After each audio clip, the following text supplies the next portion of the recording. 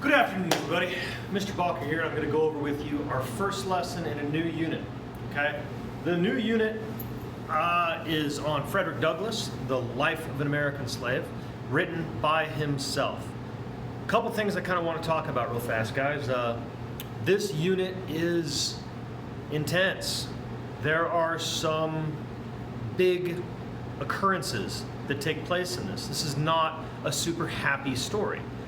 But it's the real deal, right? This is what actually happened. The reason that's important is that history isn't always good.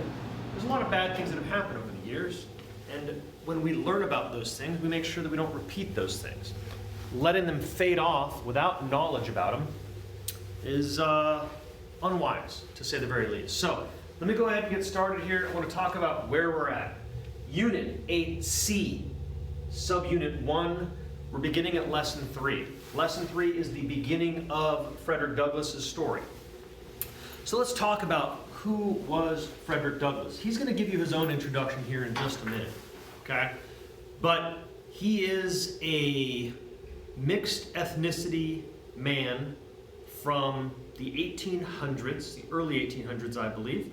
And his story is one of escape, survival, education, and campaigning for the removal, the elimination of slavery, known as the abolition movement. Okay? They were trying to abolish the practice of slavery within America because it was cruel and inhumane. Now, I'm going to hit play here in a second, and he's going to read the opening to the story. Okay? So all you're going to want to do is just watch the video, pay attention to what he says. Okay, it is, I think, about 8 minutes long, which is fairly long, but you'll be okay there. So, without further ado, I'm going to hit play on this right here.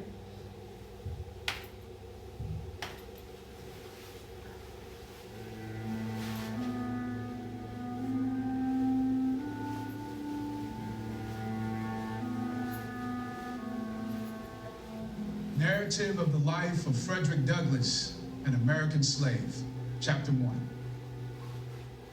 I was born in Tuckahoe, near Hillsborough, and about 12 miles from Easton in Talbot County, Maryland. I have no accurate knowledge of my age, never having seen any authentic record containing it. By far, the larger part of the slaves know as little of their ages as horses know of theirs, and it is the wish of most masters within my knowledge to keep their slaves thus ignorant. I do not remember to have ever met a slave who could tell of his birthday. They seldom come nearer to it than planting time, harvest time, cherry time, springtime, or fall time. A want of information concerning my own was a source of unhappiness to me even during childhood. The white children could tell their ages. I could not tell why I ought to be deprived of the same privilege. I was not allowed to make any inquiries of my master concerning it. He deemed all such inquiries on the part of a slave improper and impertinent and evidence of a restless spirit. The nearest estimate I can give makes me now between 27 and 28 years of age. I come to this from hearing my master say sometime during 1835, I was about 17 years old. My mother was named Harriet Bailey. She was the daughter of Isaac and Betsy Bailey, both colored and quite dark. My mother was of a darker complexion than either my grandmother or grandfather. My father was a white man. He was admitted to be such by all I ever heard speak of my parentage. The opinion was also whispered that my master was my father, but of the correctness of this opinion I know nothing. The means of knowing was withheld from me. My mother and I were separated when I was but an infant, before I knew her as my mother. It is a common custom in the part of Maryland from which I ran away to part children from their mothers at a very early age.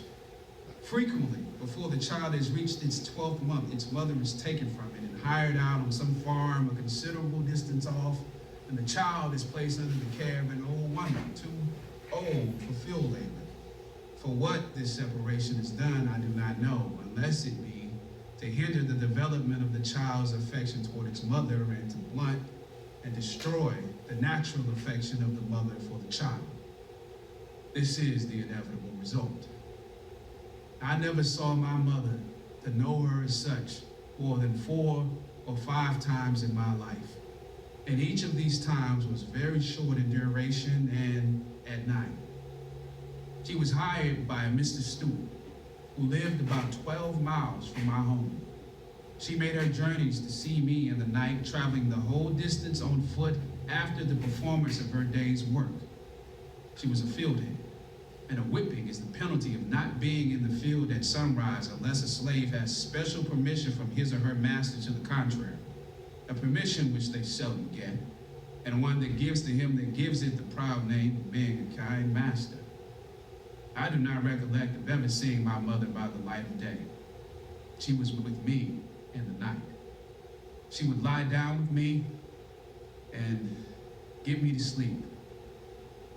Long before I waked, she was gone. Very little communication ever took place between us. Death soon ended what little we could have while she lived, and with it, her hardships and suffering. She died when I was about 7 years old on one of my master's farms near Lee's Mill. I was not allowed to be present during her illness, at her death, or burial. She was gone long before I knew anything about it. Never having enjoyed to any considerable extent her soothing presence, her tender and watchful care, I received the tidings of her death with much the same emotions I should have probably felt at the death of a stranger. Called thus suddenly away, she left me without the slightest intimation of who my father was. The whisper that my master was my father may or may not be true, and true or false, it is of but little consequence to my purpose, whilst the fact remains in all its glaring odiousness that slaveholders have ordained and by law established that the children of slave women shall in all cases follow the condition of their mothers. And this is done too obviously to administer to their own lusts and make a gratification of their wicked desires profitable as well as pleasurable. For by this cunning arrangement, the slaveholder, in cases not a few, sustains to his slaves the double relation of master and father. I know of such cases. And it is worthy of remark that such slaves invariably suffer greater hardships and have more to contend with than others. They are, in the first place, a constant offense to their mistress. She is ever disposed to find fault with them. They can seldom do anything to please her. She is never better pleased than when she sees them under the lash, especially when she suspects her husband of showing to his mulatto children favors which he withholds from his black slaves. The master is frequently compelled to sell this class of his slaves out of deference to the feeling of his white wife. And cruel as the deed may strike anyone to be for a man to sell his own children to human fleshmongers, it is often the dictate of humanity for him to do so. For unless he does this, he must not only whip them himself, but must stand by and see one white son tie up his brother of but few shades darker complexion than himself and ply the gory lash to his naked back. And if he lisps one word of disapproval, it is set down to parental partiality. It only makes a bad matter worse, both for himself and the slave who he would protect and defend. Okay, so that's his introduction, right? That's Frederick Douglass being read obviously by somebody else, talking about what it's like to be a slave. Now, he approaches some pretty, I don't know, just unfortunate, terrible circumstances here. And I want to kind of break down some of that stuff to make sure that you guys understand the score, okay? I understand that some of the things that I'm going to say might offend you. That's okay. Part of education is being offended by stuff because you're going to hear things you're not going to like in this world. That's just the nature of it, guys. So, what am I going to say that's going to offend you? Well, first of all, there's this. Slaves were viewed as property, not as people. You really got to get a head around that because that's an important distinction. They were viewed the same way that you would look at a horse and carriage, the same way that you'd look at a hammer, the same way that you'd look at a chair, okay? They were valued property, and they were valued. They were not cheap, but they were not viewed as people in the sense of having wants, needs, hopes, dreams, ambition, love, any of that. Why is that important? Well, I want to first talk about the whole premise of his father being almost unknown to him. You see, the beginning of the reading, he talks about the fact that he knew almost exactly where he was born. He does not know when he was born. Why? Doesn't matter. Where was important because he needed to know how to get there, how to get back to there. If by some crazy fluke somebody kidnapped him and ran off with him as a slave, he needed to know where he's supposed to be and to get back there. Because that's what property is taught to value. When he was born was immaterial. And he even says the exact words, I knew as little of my age as a horse. Right? Horses don't know how old they are. That's an important thing to note, guys. And I understand how dark this is, but that's life. The other thing I want to talk about is his parentage. He knew his mother. He knew who she was. He even knew who her parents were. He knew how dark they were or not.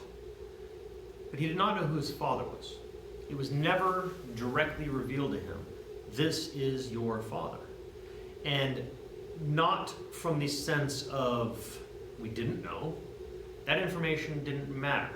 That information was withheld from him because it might give him a understanding, a sense of self-worth that was not supposed to be there. They didn't want him to know. It is believed that his father was probably the owner of the farm, the owner of the slaves, right? How does that happen? His dad owns these slaves, these women, and he can do with them what he wants. I know what a harsh reality that is, but that is what it was. He was allowed to do that. And in so doing, he created a son that was also still his property and that he could sell at a profit. It's crazy how inhumane the whole thing is, and I want to focus on the word inhumane. Of course it's inhumane. They weren't viewed as human. They were viewed as property, as product. And that's a hard thing to get your head around. Only reason I'm going into this for so long on this particular one is this is the beginning of the story. The things that happen after this in the story, they don't get much better. He has a very, very tough life. But it is important that we know his history, what his life was like, so that we can have a clear understanding of what challenges have been faced by people in the past, because it is hard. That's the bulk of that explanation. I encourage you to read through it. The actual assignment on this lesson is found as per the directions on the last slide, and it's the solo. The solo asks you to go through a reading of the lesson itself and then answer some multiple choice questions. So go up here to slide 6. Oh, Hank. All right. Go up here to slide 6, and you're going to find the reading itself, okay? All you have to do is go through and read this entire chapter, and then there's multiple choice questions that accompany it. They're not entirely easy, but it is important that you get a good understanding of who this man is. The next lesson does contain a writing assignment, which is going to be a little bit more work, but if you do this one well, and you actually know what his life was like, the writing assignment will be a piece of cake, okay? That's it. I will let this go there, and I will see you guys in the next one. Thank you so much for tuning in.